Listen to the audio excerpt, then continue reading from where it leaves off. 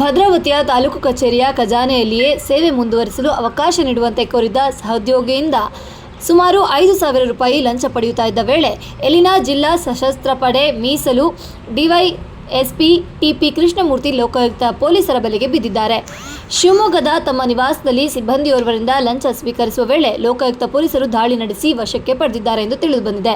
ಇನ್ನು ಕರ್ತವ್ಯಕ್ಕೆ ನಿಯೋಜನೆ ಮಾಡುವುದಕ್ಕೆ ಸಂಬಂಧಿಸಿದಂತೆ ಡಿಎಆರ್ ಸಿಬ್ಬಂದಿ ಬಳಿ ಲಂಚಕ್ಕೆ ಬೇಡಿಕೆ ಇಟ್ಟಿದ್ರು. ಈ ಸಂಬಂಧ ಸಿಬ್ಬಂದಿಯು ಲೋಕಾಯುಕ್ತಕ್ಕೆ ದೂರು ದಾಖಲಿಸಿದ್ರು. ಹೀಗಿರುವಾಗ ತಮ್ಮ ನಿವಾಸದಲ್ಲಿ ಸಿಬ್ಬಂದಿಯಿಂದ ಲಂಚ ಸ್ವೀಕರಿಸುವ ವೇಳೆ ಲೋಕಾಯುಕ್ತ ಪೊಲೀಸರು ಕಾರ್ಯಾಚರಣೆ ನಡೆಸಿ ಲಂಚದ ಹಣದ ಸಮೇತ ಡಿವೈಎಸ್ಪಿಯನ್ನು ಬಂಧಿಸಿದ್ದಾರೆ.